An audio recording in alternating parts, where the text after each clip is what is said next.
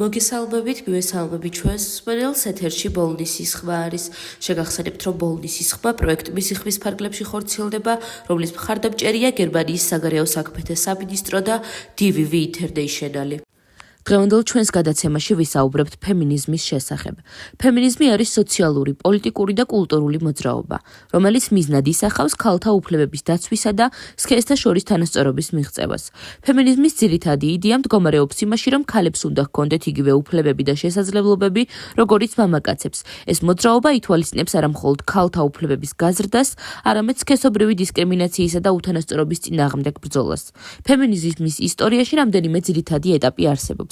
პირველი ტალღა მე-19 საუკუნის ბოლო და 20 საუკუნის დასაწყისი. მთავარი აქცენტი კეთდებოდა ქალების საარჩევნო უფლებებზე, შესაძლებლობა რომ ქალებს ჰქონდეთ არჩევნებში მონაწილეობა. ეს მოძრაობა ასევე მოიცავდა ქალთა მღელვარებას სოციალურ და ეკონომიკურ საკითხებზე. მეორე ტალღა 1960-იანი 70-იანი წლებია. ეს პერიოდი დაკავშირებულია ქალთა უფლებების კიდევ უფრო გაფართოებასთან, მათ შორის კონტრაცეპტების უფლება სამუშაო ადგილებში, თანასწორობა და ქორწინების სფეროში უფლებების აღიარება. მესამე ტალღა 1990-იანი წლები და შემდეგ. ეს ტალღა მოიცავს ქალთა უფლებებს სხვადასხვა კულტურულ კონტექსტში, ისეთი საკითხებით, როგორიცაა რასიზმი, კლასობრივი უთანასწორობა და გენდერული იდენტობა. ამ პერიოდში მოძრაობა უფრო მრავალფეროვანი გახდა და მის ფარგლებში გაჩნდა სხვადასხვა ფრონტი. ფემინიზმი არ არის ერთიანი მიმდინარეობა, არამედ ის მრავალფეროვანი და მრავალდონიანი იდეების სისტემაა, რომელიც მოიცავს სხვადასხვა მიდგომებს და ფილოსოფიებს.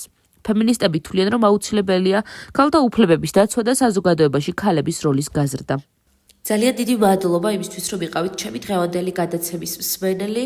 მე დღეისთვის გემშვიდობებით, ხოლო გიტოვებთ ჩვენს მეგობრებს თეთრი კარვიდან, მოусვიდეთ, იხალისეთ და ბედნიერ კვირას გისურვებთ.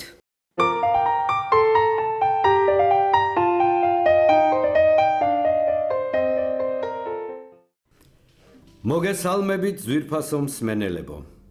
ეს თეთრი კარავია და დღევანდელ გადაცემას მე გავუძღვები, ბატონი დიმიტრი, კატოს ბაბუა. დღეს ვისაუბრებთ ქართულ სამზარეულოზე და შესაბამისად გაგაცნობთ რამოდენიმე კუთხის საუკეთესო კერძების რეცეპტებს, რომლებიც ჩვენმა მსმენელებმა გამოგვიგზავნეს სხვადასხვა სოფლებიდან და ქალაქებიდან. მაშასე აქვე მინდა შეგახსენოთ, რომ დღეისთვის მხოლოდ იმ კერძების რეცეპტები შევარჩიეთ, რომლებიც წინაპრებისგან, უფრო კი ბებიებისგან გადმოეცათ მემკვიდრეობით ჩვენი გადაცემის სტუმრებს. აბა, ყურადღებით მოვისმინოთ და კარგად დავიმახსოვროთ. რეცეპტი ნომერი 1. მე გახლავართ მაგული კორძაია სამეგრელოდან. ახლა გაგიზიარებთ ბებიაჩემის, ასევე მაგული კორძაიას რეცეპტს, რომლის სახელსაც ვატარებ.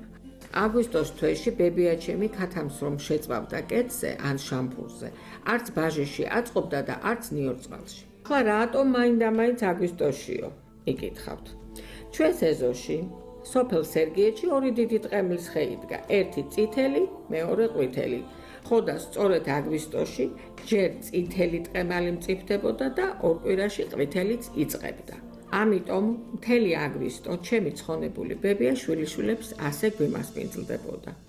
ჩამოკრებდა პირდაპირ ხიდან ჯამში მწიფე ტყემალს და არც მოხარშავდა და არც გარეცხავდა. ასე ამბობდა, წყალი თუ მეაკარე დაღუპულიაო.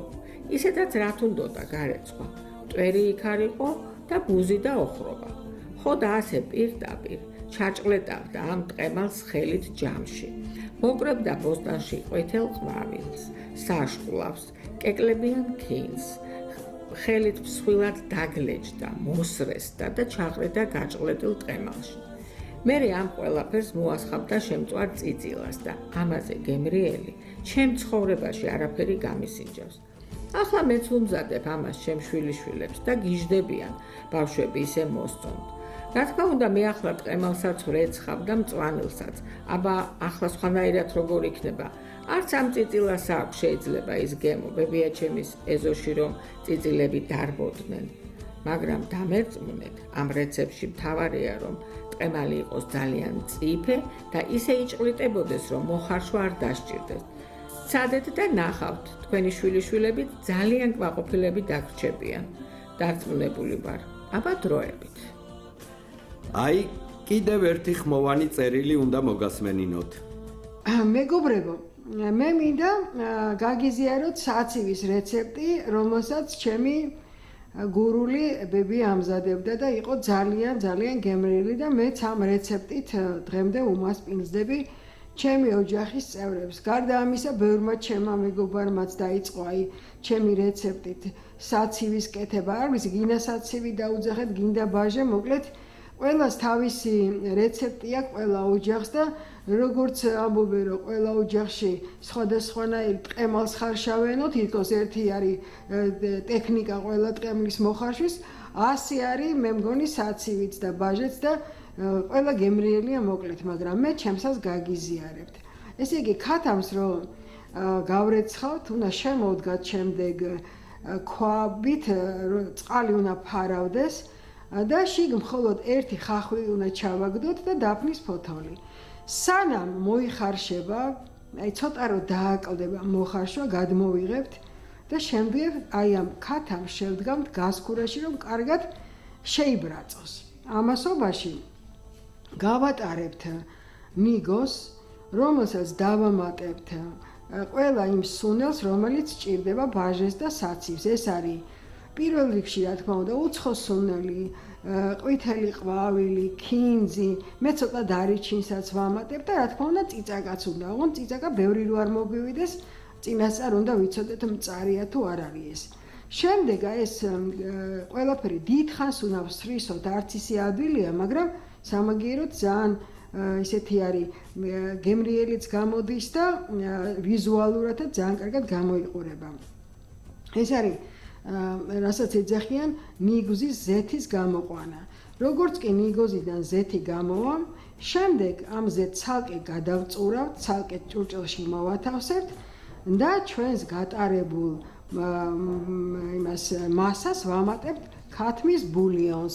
ეს ქათმის ბულიონი ნელ-ნელა უნდა შეურიოთ ამ ყველაფერს და როგორც კი უკვე კარგად შეერევა, გირჩევთ რომ ძალიან არ გაათხელოთ, იმიტომ რომ რა თქმა უნდა ამას ყველაფერს ღომთან ერთად მიირთმევ და უნდა ცოტა სქლათ უნდა ედებოდეს ეს ყველაფერი ღომს.